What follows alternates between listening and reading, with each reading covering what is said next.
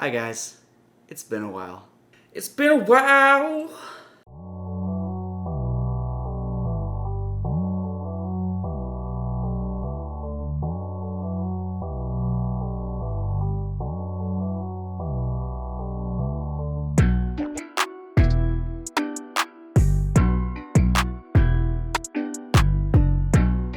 And welcome back everybody to the BaseLINE podcast. I'm your host, BaseLINE Newman.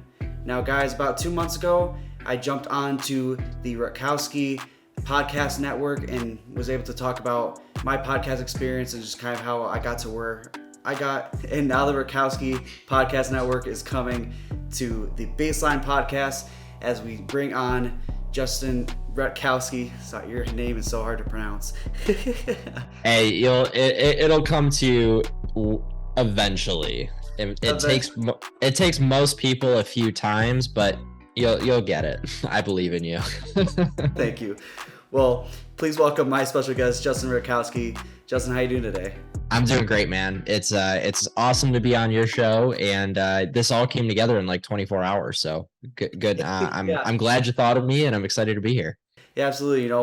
NFL regular season is just wrapped up. I know that you guys brought me on your podcast, and you said anytime you wanted me on, or I wanted you on yours, you would come on. So here we are.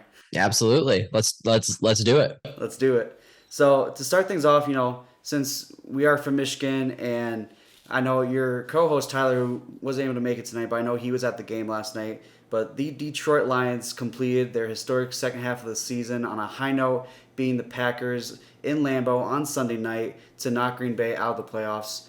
I know you are a Chiefs fan over the Lions, but what did you think about this game?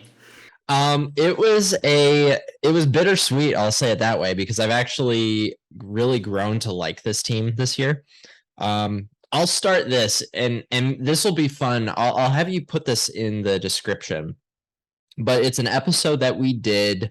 The Lions' last loss when they were on their 1-6 run to start the season. Just an awful start they got off to, and the episode is titled Exodus and Amnesty. And I basically said that this team is cursed. You, as a Lions fan, are free to choose whoever other team that you want to root for. It jump ship like this.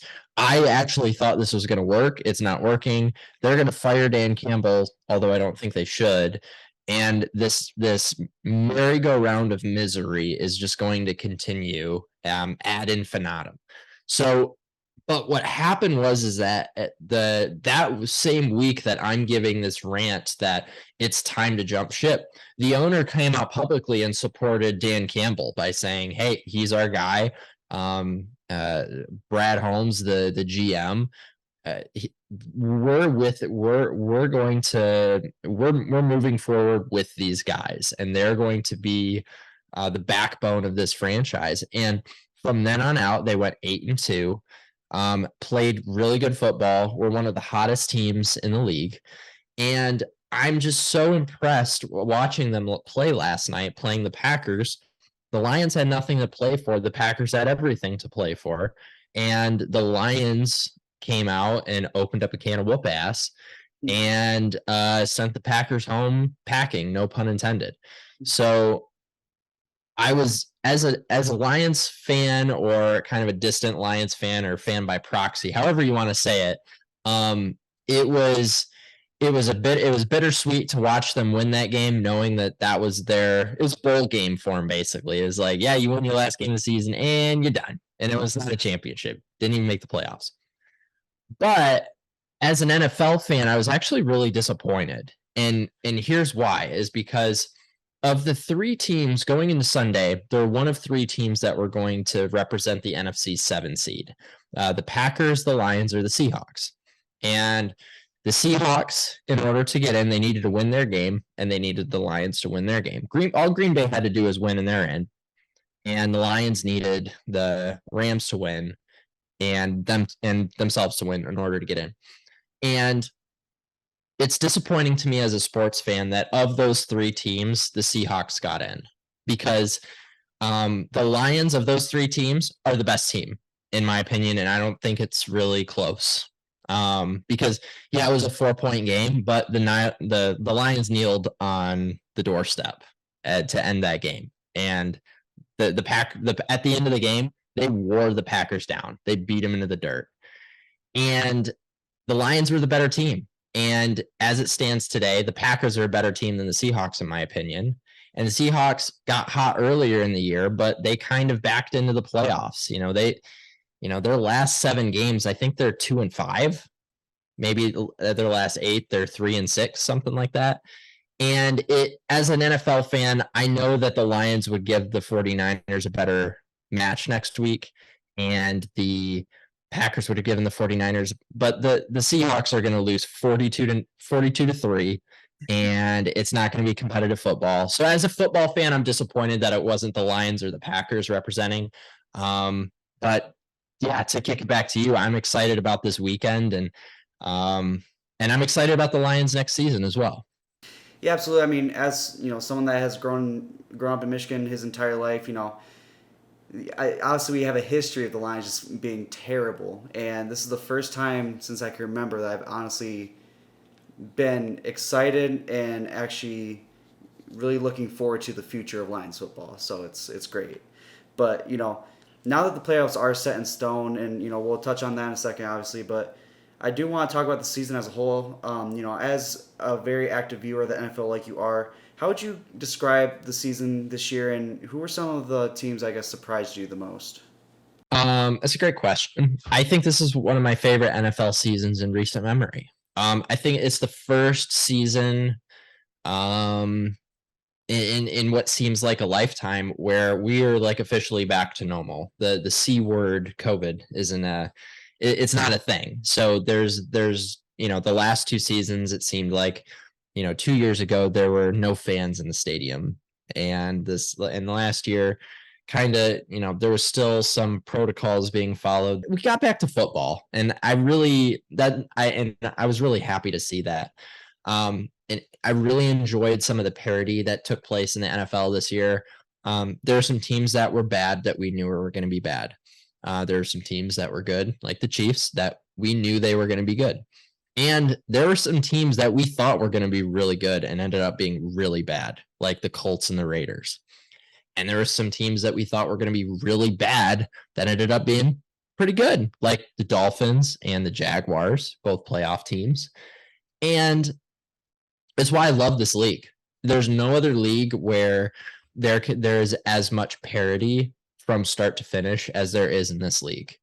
There are always going to be teams that surprise you to win the division, and there are every now and again there's a team that makes a run, a wild card team that wins a Super Bowl. We haven't seen it in a few years, but nobody will ever forget the 6 seed Giants coming in as a wild card team, knocking off the undefeated juggernaut Patriots. So I really enjoyed the season, and the team that I'm most excited about to watch play this Sunday, the Jacksonville Jaguars. This team was an absolute dumpster fire last year under Urban Meyer. They turn it around, have the same record as the Lions, by the way, and they win their division. And they've got the the Los Angeles Chargers coming to town, and I like this matchup for them. They're like a 1.5 point favorite in this game, and they might go from winning 3 games last year to being in the divisional round. And hell, then you have to go up to Cincinnati, maybe Buffalo in their case, to win maybe even Kansas City. You win a game, all of a sudden you're in the AFC Championship, and anything can happen. So I'm excited to see what the Jaguars do this year. Yeah, absolutely. I mean, I would agree with you. That was probably the most surprising team for me this year that made it to the playoffs. And going off of that, obviously you just mentioned the Raiders, and I mean the Rams are obviously one that comes to mind for me, as well as the Broncos. But who would you say were some of the more disappointing teams on the flip side of that? Oh, the Broncos by far. And I love to see it, by the way. An AFC West rival just absolutely lose their shirt in their trade. One of the worst trade deals in the history of trade deals. Not only do you give up a very serviceable quarterback, Not only do you give up a great tight end, but you mortgaged your franchise's future with draft picks and giving this guy an ungodly amount of guaranteed money. They have handcuffed themselves for years. They're going to be a bad football team for years, and it kind of makes me all warm and fuzzy on the inside. So we'd love to see that. The Raiders being as bad as they were and moving off of their quarterback, that franchise. If you compare the two franchises, like I always kind of put at least the Raiders have a history of winning. Like back in the 80s, they were good. Maybe the 70s. Lions haven't really had that. But for a long time, you could say the Lions, the Browns, and the Raiders were the three teams that you could pretty regularly count on to be bad. And of those three teams, I know the Browns won a couple playoff games a couple years ago with Baker Mayfield, but I think the Lions are better situated to have a good quality future than either of those two teams. So. Oh yeah, absolutely. I mean, and with that too, obviously, the Rams had a disappointing season. Obviously, that one was more chalked up to just a lot of injuries overall and losing some pieces as well. But I mean, you mentioned the Lions' future being bright. That was the one thing. That was the only reason I was happy. The only positive I saw with the Seahawks winning is that we got a slightly better pick from the Rams. Right, exactly. And that was the silver lining in it, because you could chalk it up as a win either way for the Lions, because I think if the Rams win, that pick becomes a 9 or a 10. Do I care about 4 draft spots if I'm a Lions fan this year? No, I want to go to the playoffs. Screw that. The Lions have been playing we need to get a better draft position game for the last 20 years. Like that's how losers talk. Like I don't want to. You mean to tell me that the players that the Houston Texans put out on the field last week gave a flying crap about their number 1 draft pick next year? No, the players don't care about the draft. The players are out there to play football and win. It's the paper pushers and the nerds in the front office that strategize and want to put themselves in better draft position based on wins and losses. And that's what teams with losing cultures do. So if they're drafting high and tanking games to get better draft status, they're going to be drafting high for a really long time. Probably until they kick those nerds out and put some football people in there. With all that out of the way, I'd say let's move on to the playoffs. And how I'm thinking we do this is, we talk about the first round matchups, and then by the end of it, just kind of talk about who we think is going to, I guess, just win it all.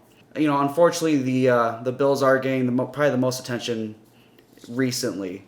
I'd say let's start with the AFC, and the AFC is stacked up like this, where you have your Kansas City Chiefs sitting at the 1 seed with the bye week, and then we have the 2 seed Bills versus the 7 Dolphins, as well as the 3 Bengals versus the 6 seeded Ravens, and then the Jaguars versus the Chargers. But starting off with the Bills, and Buffalo is going up against a division rival in the Miami Dolphins, who did sneak into the playoffs after let's just say an underwhelming win against the Jets. We all know what Buffalo can do, but Miami has definitely been a weird team this year, and did beat the Bills in Week 3. But what do you think about this matchup? I think this one could get ugly in a hurry. We don't know who's starting for the starting quarterback for the Dolphins. I don't think we know if Tua is going to be back. I would say if Tua is back, they have a fighting chance, and by a fighting chance, meaning that I think it could be a 1-score game. But this game has blowout written all over it. I don't see a scenario where the Miami Dolphins come out of this not embarrassed. Especially if they're starting either Teddy Bridgewater and I can't think of his name, their 3rd-string quarterback who they ran out there against the Jets last week, who put up a whopping 9 points offensively. So the Bills are 10.5-point favorites in this game. Basically meaning, and for those of you who don't know what these lines mean, if you're a 10.5-point favorite, basically if you're going to pick the Bills, imagine like the game starts with Miami having a 10.5-point lead, and then ball game, and then you take the score, and if the Buffalo Bills win by more than 10.5, then you win. If the Dolphins still lose, but they lose by, let's say, 7, then you pick the Dolphins plus 10.5. That means that you win your bet. So That's a kind of a chopped up version of explaining how that works, but the Bills are 10.5-point favorites. I would take the Bills and eat the points, to be honest with you, because I think this game has 38-10 written all over it. Yeah, definitely. I mean, it's definitely a battle of these just two pretty stellar offenses, but the Dolphins have had a very poor defense. Let's just say this year, and they obviously have some big time threats in Tyreek Hill and Jalen Waddle, and even Raheem Mostert has had some really solid games this year. Absolutely. I will say this, the Buffalo Bills' biggest weakness is probably their run defense. And if the Miami Dolphins trot out a third string quarterback, they better hope that they can run the ball, because that's the only way that this game is going to be competitive. If the Dolphins win this miraculously, it's going to be a low scoring, ugly game where it's 5 yards in a cloud of dust, and they win something like 13-16 because of field goals. So Yeah, definitely. And even one more stat that I found before we move on, when you're playing in the NFL, defenses get stops, that happens, but when you get to those third and long, kind of possessions, the Bills convert the most third downs in the entire NFL, and that's a huge thing. And that's, I think, is really going to push them far in this playoffs for sure. absolutely. That is so important too, because there's nothing that demoralizes a defense more than getting a team in like a third and long situation and them just getting enough yardage to get that first down and the defense stays on the field. If they do that consistently throughout, not in just in this game, but throughout the playoffs, they're going to be a really tough out. Moving on to the next AFC matchup, we will see another divisional matchup between the Bengals and the Ravens. Cincinnati is fully behind Joe Burrow, or Joe Shiesty, whatever you want to call him. And, the Bengals want to get back into the Super Bowl after surprising everybody, making it as a 6th seed last year. But, first they do have to get past Baltimore, who do have the potential to get Lamar back, do have the potential to get J.K. Dobbins back by the time that game rolls around. But, that question's still up in the air. So what are some thoughts that you might have going to this one?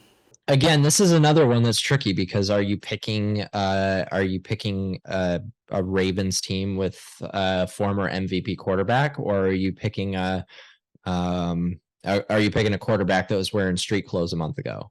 Like, I don't know. So as it sits right now, the Bengals are about a touchdown favorite, which means that that's a pretty decent spread, especially for a playoff game.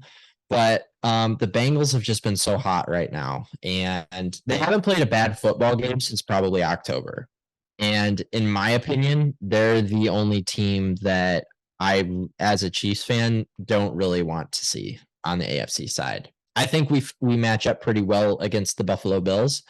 I think the Bengals, in my opinion, are the team to beat in the AFC right now. So I think that the Bengals will win this game convincingly, more convincingly than if Lamar Jackson, if Lamar Jackson is out there, it'll be a football game. But if not, I think the Bengals run away with this one. I think it'll be a relatively low scoring game. Give me the Bengals, let's say 27-17. Yeah, for sure. I mean, and the Bengals just have so many weapons too that they're one of the top teams in passing yards. I mean, Jamar Chase hasn't had as good of a season as he did last year, but I mean, you still have Jamar Chase, T. Higgins, Tyler Boyd, and Joe Mixon. I mean, I played fantasy this year. I remember Joe Mixon going for like 55 points one week. Joe Mixon was a dog this year, and not to mention, P. Ryan, their backup running back, is a tank. Yes. He is a Mack truck, and if watch out for him in short yardage situations. I'd hand him the ball, and if you're a linebacker or a safety that's come down in the box, good luck, brother, because he's gonna run you over. For sure. No, I mean, because I picked him up in fantasy once Joe Mixon went out for like 2-3 weeks, and he was incredible for me. And Joe Mixon has had some injuries, but this was the best season we've seen from him in a very long time. So it was great to see. The one that you talked about previously, but a very, very interesting matchup. We'll see the 4th-seeded Jaguars and the 5th-seeded Los Angeles Chargers. And, this kind of brings up that whole NFL division championship rule, whatever you want to call it, where, we see it twice in this playoffs, but the 5th seed has a better record than the 4th seed, and that's very interesting to me. But, the Chargers and the Jaguars both definitely drank some similar juice that the Lions did this year. Having a very solid second half of the season, and it's interesting because we'll finally see third-year quarterback Justin Herbert in his first playoff appearance, and then with the Jaguars, their first playoff appearance since that controversial AFC Championship game against the Patriots back in 2018. Yeah, absolutely. Well, I actually like the Jaguars in this game. Number one, they're the home team.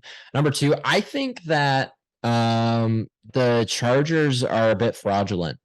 I'm going to call them on this. And I think that they're not as good as everybody says they are. I don't think they're as good at the skill positions as they may be one of the weaker, maybe outside of the Giants. But their wide receivers, I don't think I don't think there's a team in the AFC that has worse wide receivers than they do. I mean, Keenan Allen was really, really good at football like 4 years ago. And he's still pretty good today, but he's not a guy that I'm really overtly concerned about.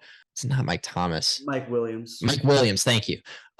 He is really, really good when he's healthy. And from what I've heard, that he didn't finish the game last week, and he is questionable for the Sunday. And if he goes out there, he's not going to be 100%. Do they have anybody that tight end that scares you? Not really. Austin Eckler is kind of he's a bowling ball with elbows. But I mean, does that offensive line in the run game really scare you that much? Not really. I mean, they have a good defensive line with Bosa. They've got a good pass rush. Justin Herbert's a very good quarterback, very athletic. I just don't see it with this team. They're inconsistent, and this line has moved around a lot. At the start, I believe the Jags were favored by 1.5. Now it's down to the Jags are a 1-point underdog. So this is a pick'em game, basically. It's a toss-up according to Vegas.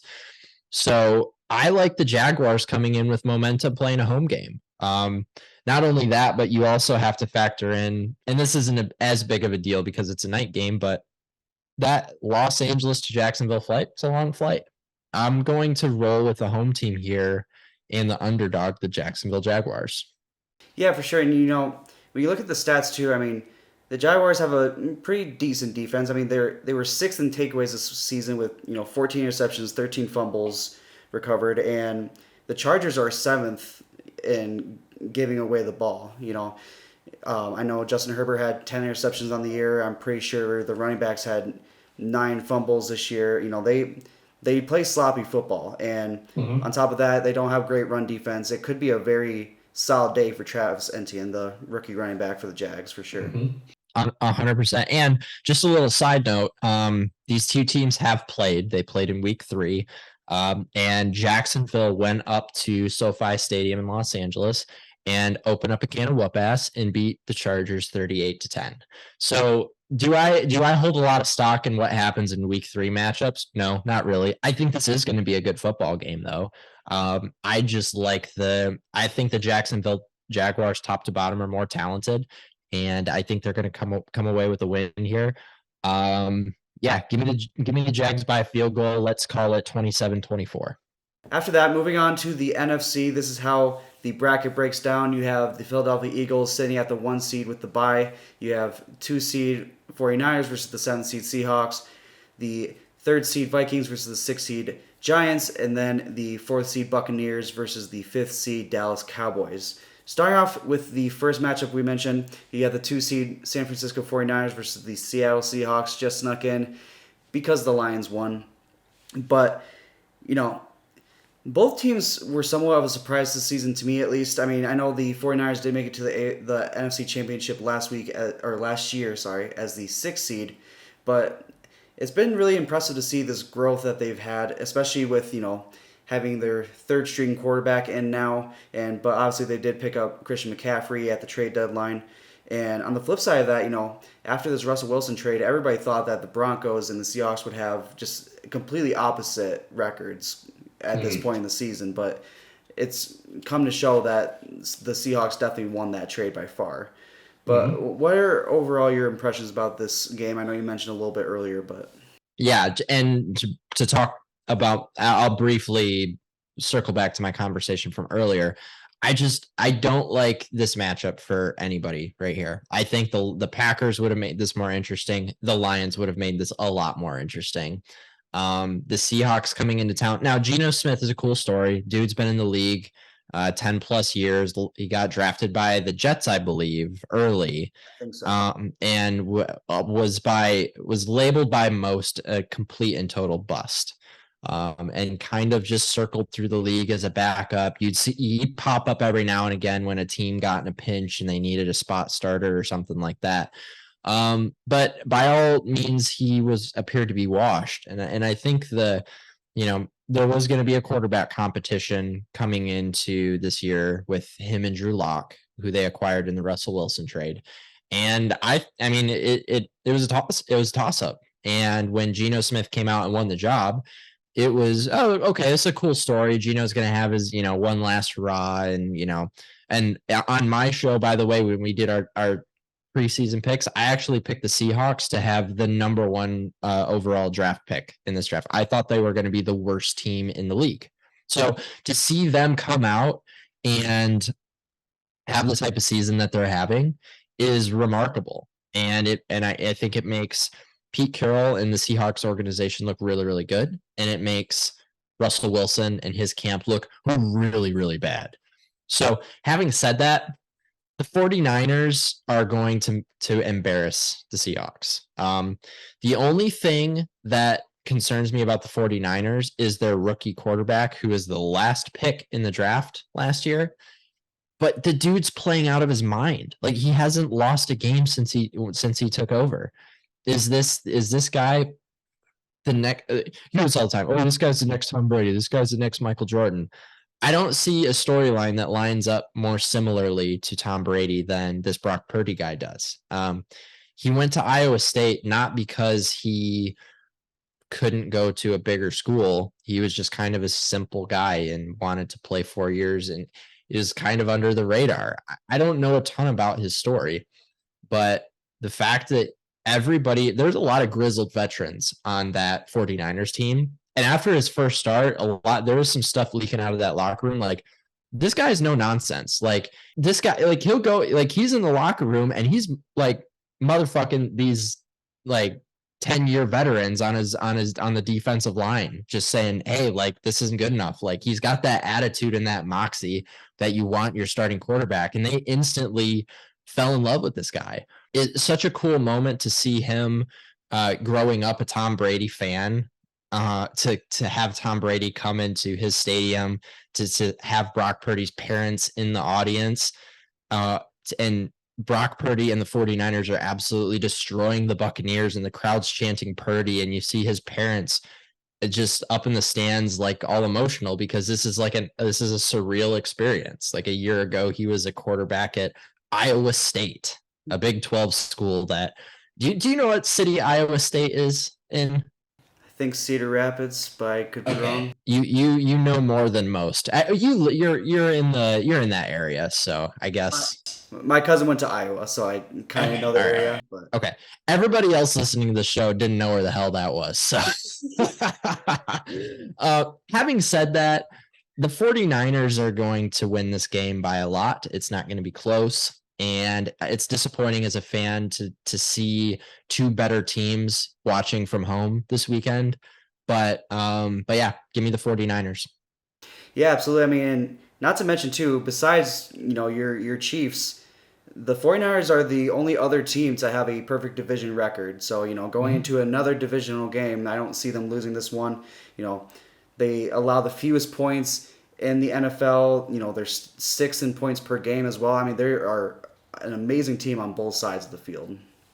Now, going off of that, we have the third seed Minnesota Vikings versus the 6th seed Giants, and I'll give my opinion on this game in a second, but the Vikings broke a record that's kind of impressive, kind of not, where they won the most one-score games in NFL history. It could have been a very different season for the Vikings, but they pulled it out in the last few minutes of the game.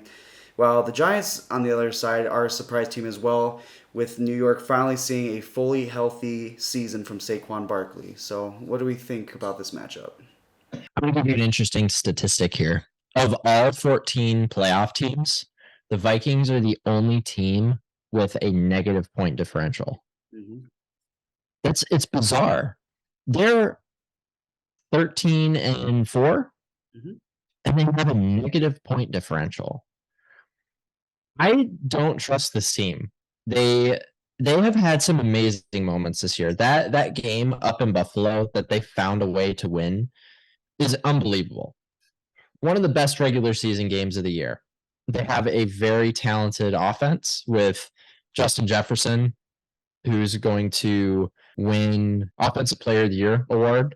Will get MVP votes, I imagine. He won't win the MVP. It's a quarterback award now, but Offensive Player of the Year for sure. And I don't know, like they beat the they beat the Giants at home a few weeks ago. And they needed a 61-yard field goal at the end of regulation in order to make that happen. They played a real football game against a division rival. They played all of their starters. The Giants kind of checked out last week and said, "Hey, it doesn't matter if we win or lose. It doesn't change our seeding. We're going to chill out, and we'll see you next week." Look for a well-rested Giants team to go up to Minnesota and come away with an upset. And Vegas agrees with me, by the way, because the Vikings are only a 3-point favorite here. And what that means is typically the rule of thumb with sports betting is you get if it's an even match, if the two teams are identical, they think that they have the same strengths and weaknesses, the home team automatically gets 3 points for being the home team. So home field advantage is worth 3 points. So basically what Vegas is saying is that if these two teams faced off on a neutral field, this would be a toss-up game. There would be no point spread. It would be a pick'em game. So that tells me that the Vikings have Vegas thinks that the Giants have a real shot of winning this, and I agree. I think that this game, I think that there's going to be a decent amount of scoring in this game because the Vikings can put up points and they've got a good offense, but the Giants are going to surprise some people in this situation. And I think the Giants come away with a win here, 31-28. It's so interesting. I mean, I am a big Kirk Cousins fan. I'm a Michigan fan over Michigan State, but having someone from West Michigan, where you and I are both from, it's great to root for him. But like I agree with you. I don't see the Vikings pulling out. I think that it's kind of this odd success they've had this season might just run its train in this first round. I mean, it's so interesting. They allow the third most points per game in the NFL. And, while the Giants also don't have a great defense, that's just a crazy stat to see a third seed team to have that bad a defense and still be this successful. Absolutely. You know who had the fourth most yards per game in the NFL this year? Your Detroit Lions. Yes, they did. And they also had the least amount of takeaways. Mm-hmm. They were behind the Eagles, the Bills, and the Chiefs in yards per game. And they had more than the 49ers, the Vikings, the Bengals, the Jaguars, the Cowboys, the Bengals. I said that. All playoff teams, by the way. Interesting. Just thought I'd point that out. Well, I'm pretty sure they're in the top 5 in points per game as well. They're number 5. You're correct. Yep. Going on to the final matchup in the bunch, another scenario, the 4th seed having a worse record than the 5th, as we have the Tampa Bay Buccaneers going up against the Dallas Cowboys. And once again, Tom Brady showing that he can't be count out. And while they did not have a good season, the Buccaneers did not have a good season. They somehow make their way to the playoffs with a lackluster NFC South division.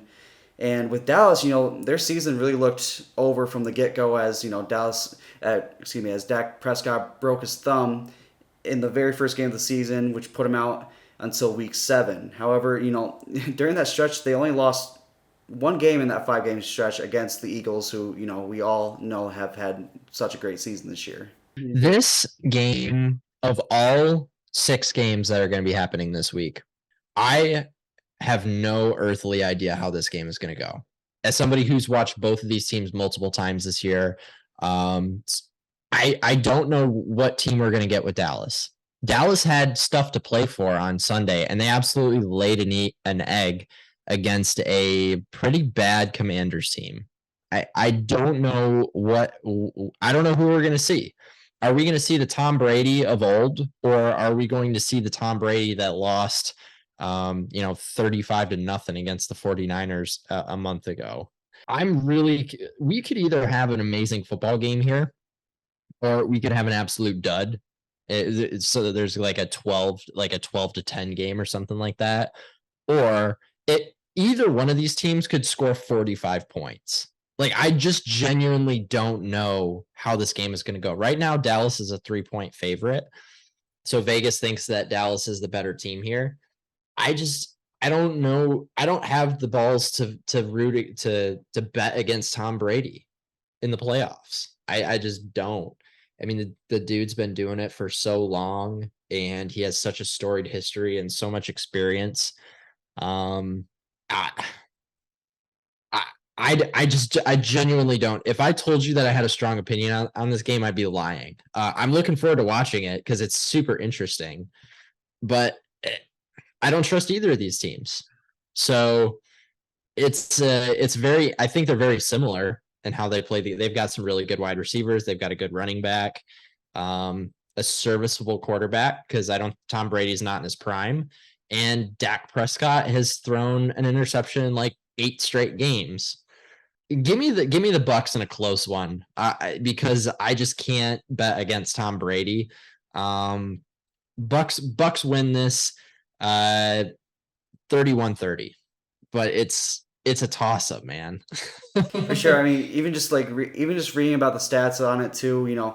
The Cowboys do have one of the best defenses in the league. Has allowed the most takeaways. Excuse me, most in the league. 16 interceptions, 17 fumbles allowed. I mean, that's fantastic stats. I mean, led by Micah Parsons and Trayvon Diggs, of course. They don't have a great run defense, but at the same time, the Buccaneers are dead last in running yards per game. So it could be a toss-up. Cowboys have a great passing defense, but the Bucks have a great passing offense. So Yeah. I could see it go either way.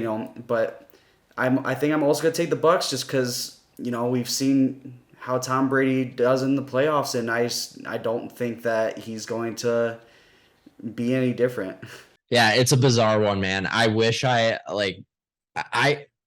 can play the middle of the road game pretty well when I'm talking about sports, but I can also argue pretty strongly for a team and why they're going to do what they're going to do if I believe in it.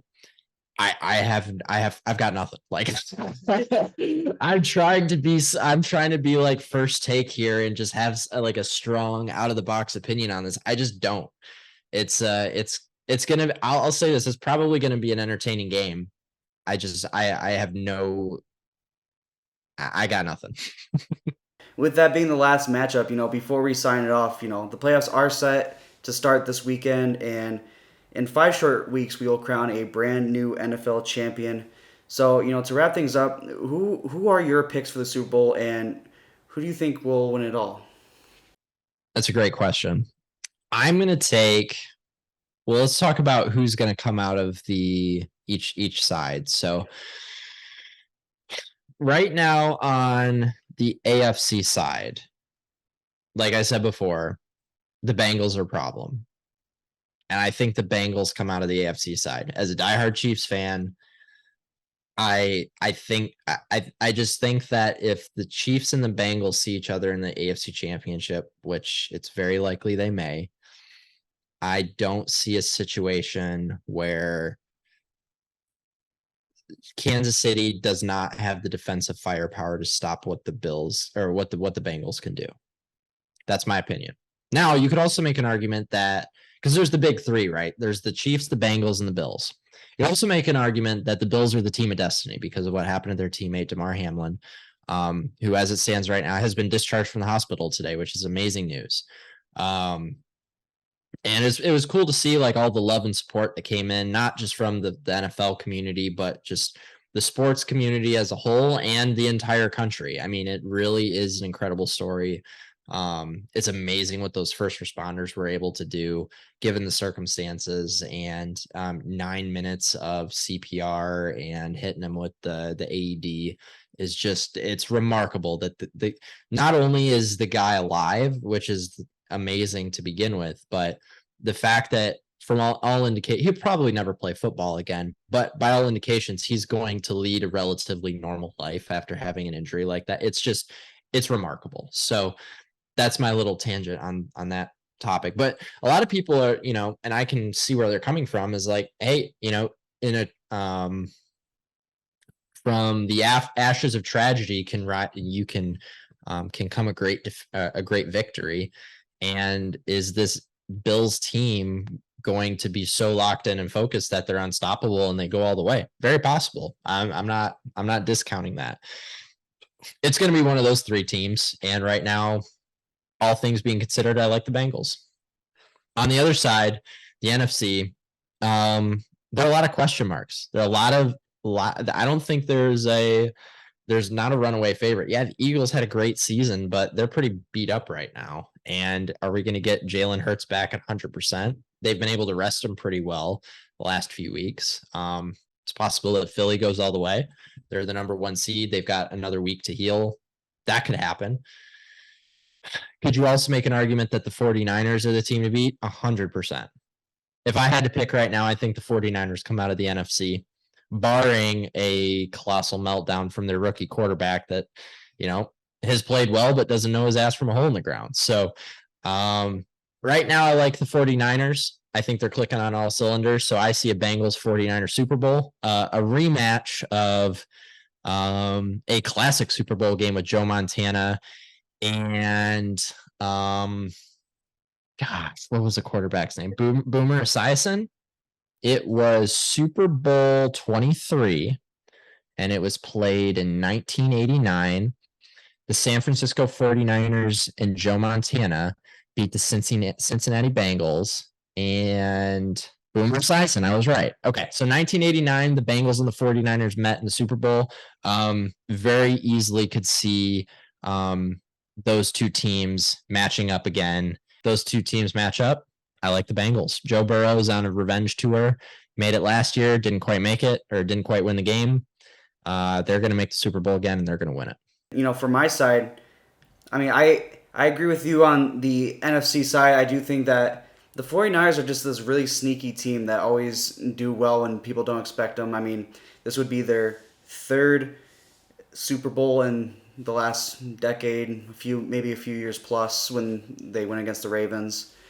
But I think I do have to ride that Bills train. I mean, I wasn't sure about it either, but then as soon as I saw that Nyheim Hines first kickoff into a touchdown, I mean, you can't write that stuff up, right after Hamlin goes down on the field, and the very next game, the first play, just running in for a touchdown right off a kickoff. You just can't write that. And I think that they could really ride this train out, and it would be great for Bills fans who have been waiting for a big playoff push for years now. Mm-hmm. Yeah. Another thing amazing about that, the last time that the Bills ran a kickoff back for a touchdown, it was 3 years and 3 months ago. Yep. Like you can't make that up. No, you can't. It's incredible, and I think that they will. I think that it's kind of destiny at this point. I don't know, but at the same time, I think it is going to be Bills and 49ers, and once again, like you mentioned, Brock Purdy, rookie quarterback, has played great, but how often does a rookie quarterback find success like this early on in the playoffs? So I think that the Bills will win it and beat the 49ers for their 3rd loss in the Super Bowl in the last decade. With all that said, that's going to wrap up the playoffs and our episode today. Justin, thank you so much for coming on. Really appreciate it. And, I know you didn't pick them, but hopefully your Chiefs can make a little run for it again. Hey, thanks for having me, Ben. I will be rooting for the Chiefs the whole time. And yeah, it's going to be a fun one. So maybe we'll do a wrap, maybe Super Bowl week, or maybe after the Super Bowl. So that'd be fun. I'd be down. Let me know. Cool. Awesome. Thanks, man. Thank you. And this is what happens when, you take a little bit of a break. You forget to shoot some things, and I forgot to shoot an outro. So this is my outro. Stupid.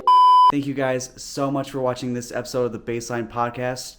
I really appreciate it. It's very, very nice to be back after a little bit of a break. Thank you so much to Justin for coming on and bringing his NFL expertise to the topic of the NFL playoffs. Very excited for the NFL playoffs to begin, and we're going to be seeing some really good matchups. If you guys enjoyed this episode, like, subscribe, share it with a friend, and make sure to go check out my other videos as well as any other videos outside of the podcast that are posted on the YouTube channel.